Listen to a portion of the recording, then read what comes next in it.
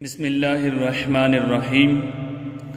السلام علیکم ناظرین، میں آج آپ کو بتانے جا رہا ہوں آسمانی بجلی کے بارے میں، اور اس کے ساتھ جو آواز پیدا ہوتی ہے، جو گرج پیدا ہوتی ہے، اس کے بارے میں۔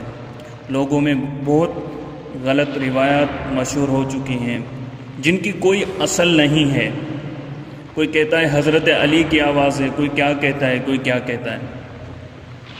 میں اس کی آپ کو اصل حقیقت بتانے جا رہا ہوں۔ اس سے پہلے اگر آپ نے ہمارا چینل سبسکرائب نہیں کیا تو ہمارا چینل سبسکرائب کر لیجئے تاکہ ہر آنے والی ویڈیو آپ تک بآسانی پہنچ سکے۔ ہماری ویڈیوز کو اپنے دوستوں کے ساتھ شیئر کیجئے، ہمارے ویڈیوز کو لائک کیجئے، ہماری ویڈیوز پر اپنی رائے کا اظہار کمنٹ میں کیجئے۔ 13ویں سپارے میں سورہ رعد ہے۔ رعد کے معنی کیا ہیں؟ میں آپ کو اس کے رعد کے معنی بتاتا ہوں۔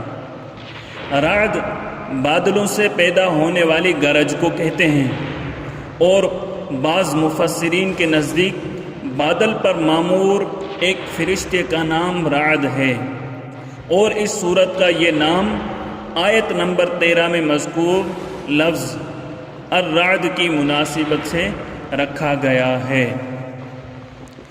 سورہ رعد کی آیت نمبر 13 میں اللہ تعالیٰ ارشاد فرماتا ہے وَيُسَبِّحُ الرَّعْدُ بِحَمْدِهِ وَالْمَلَائِكَةُ مِنْ خِيفَةٍ وَيُرْسِلُ الصَّوَاعِقَ فَيُصِيبُ بِهَا مَنْ يَشَاءُ وَهُمْ يُجَادِلُونَ فِي اللَّهِ وَهُوَ شَدِيدُ الْمِحَالِ۔ اللہ تعالیٰ فرماتا ہے اور رعد اس کی حمد کے ساتھ تسبیح بیان کرتا ہے، اور اس کے خوف سے فرشتے بھی تسبیح کرتے ہیں، اور وہ کڑک آسمانی بجلی بھیجتا ہے تو اسے جس پر چاہتا ہے ڈال دیتا ہے، حالانکہ وہ لوگ اللہ کے بارے میں جھگڑ رہے ہیں اور وہ سخت پکڑنے والا ہے۔ وَيُسَبِّحُ الرَّعْدُ بِحَمْدِهِ، اور گرج اس کی حمد کے ساتھ تسبیح بیان کرتی ہے۔ گرج یعنی بادل سے جو آواز پیدا ہوتی ہے، اس کے تسبیح کرنے کے معنی یہ ہیں کہ اس آواز کا پیدا ہونا خالق، قادر اور ہر نقص سے پاک ذات کے وجود کی دلیل ہے۔ ایک قول یہ ہے کہ رعد کی تسبیح سے مراد یہ ہے کہ اس آواز کو سن کر اللہ تعالیٰ کے بندے اس کی تسبیح کرتے ہیں۔ بعض مفسرین کا قول یہ ہے کہ رعد ایک فرشتے کا نام ہے جو بادل پر معمور ہے، وہ اس کو چلاتا ہے، اور بادل سے جو آواز پیدا ہوتی ہے وہ رعد نامی فرشتے کی تسبیح ہے۔ یاد رہے کہ گرج اور کڑک کی آواز اللہ تعالیٰ کی طرف سے ایک وعید، لہذا جب اس کی آواز سنیں تو اپنی دنیاوی گفتگو روک کر اللہ تعالیٰ کے ذکر میں مشغول ہو جائیں اور اللہ تعالیٰ کے عذاب سے اس کی پناہ مانگیں۔ چنانچہ حضرت عبداللہ بن زبیر رضی اللہ تعالی عنہما جب گرج کی آواز سنتے تو آپ گفتگو چھوڑ کر یہ آیت پڑھتے وَيُسَبِّحُ الرَّعْدُ بِحَمْدِهِ وَالْمَلَائِكَةُ مِنْ خِيفَةٍ، پھر فرماتے بے شک یہ زمین والوں کے لیے شدید وعید ہے۔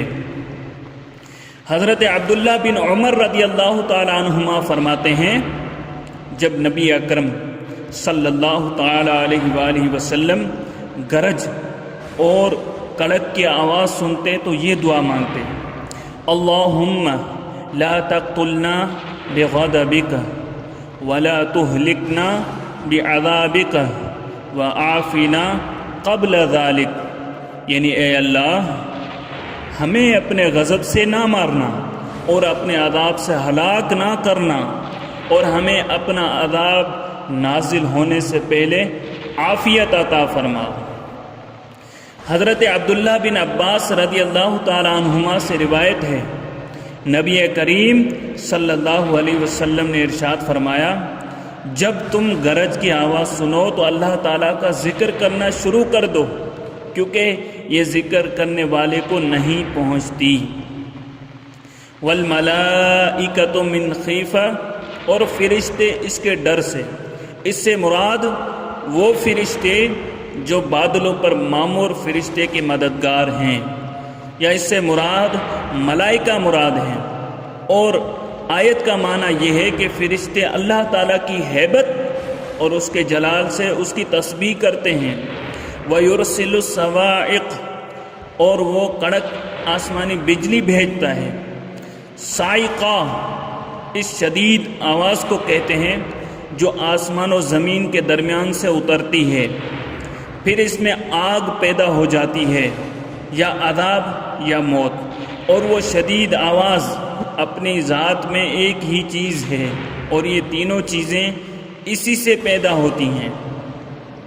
شان نزول، حضرت حسن رضی اللہ تعالیٰ عنہ سے مروی ہے کہ نبی کریم صلی اللہ علیہ وسلم نے عرب کے ایک نہایت سرکش کافر کو اسلام کی دعوت دینے کے لیے اپنے چند صحابہ کرام کو بھیجا۔ انہوں نے اس کافر کو دعوت دی تو وہ کہنے لگا، محمد صلی اللہ علیہ وسلم کا رب کون ہے جس کی تم مجھے دعوت دیتے ہو؟ کیا وہ سونے کا ہے یا چاندی کا، لوہے کا ہے یا تانبے کا؟ مسلمانوں کو یہ بات بہت گراں گزری اور انہوں نے واپس آ کر حضور اقدس صلی اللہ علیہ وسلم سے عرض کیا کہ ایسا بڑا کافر، سیاہ دل اور سرکش کہیں دیکھنے میں نہیں آیا۔ حضور پر نور صلی اللہ علیہ وسلم نے فرمایا، اس کے پاس پھر جاؤ۔ اس نے پھر وہی گفتگو کی اور اتنا مزید کہا کہ کیا محمد کی دعوت قبول کر کے میں ایسے رب کو مان لوں جسے نہ میں نے دیکھا نہ پہچانا؟ یہ حضرات پھر واپس ہوئے اور انہوں نے عرض کی، یا رسول اللہ صلی اللہ علیہ وسلم، اس کی خباثت تو اور ترقی پر ہے۔ ارشاد فرمایا، پھر جاؤ۔ صحابہ کرام علیہم رضوان حکم کی تعمیل کرتے ہوئے پھر گئے۔ جس وقت اس سے گفتگو کر رہے تھے اور وہ ایسی ہی سیاہ دلی کی باتیں بک رہا تھا تو ایک بادل آیا، اس سے بجلی چمکی اور کڑک پیدا ہوئی۔ کچھ دیر بعد بجلی گری اور اس کافر کو جلا دیا۔ یہ حضرات اس کے پاس بیٹھے رہے اور جب وہاں سے واپس ہوئے تو راستے میں انہیں صحابہ کرام علیہم رضوان کی ایک اور جماعت ملی۔ وہ کہنے لگے، کہیے وہ شخص جل گیا۔ ان حضرات نے کہا، آپ لوگوں کو کیسے معلوم ہو گیا؟ انہوں نے فرمایا، سرکار دو عالم صلی اللہ علیہ وسلم کے پاس وحی آئی، وَيُرْسِلُ الصَّوَاعِقَ فَيُصِيبُ بِهَا مَن يَشَاءُ وَهُمْ يُجَادِلُونَ فِي اللَّهِ۔ بعض مفسرین نے ذکر کیا ہے کہ یہ آیت عامر بن طفیل اور اربد بن ربیعہ کے بارے میں نازل ہوئی۔ عامر بن طفیل نے اربد بن ربیعہ سے کہا کہ محمد کے پاس چلو، میں انہیں باتوں میں لگاؤں گا اور تم پیچھے سے تلوار سے حملہ کر دینا۔ یہ مشورہ کر کے وہ حضور اقدس صلی اللہ علیہ وسلم کے پاس آئے اور عامر نے حضور انور صلی اللہ علیہ وسلم سے گفتگو شروع کی۔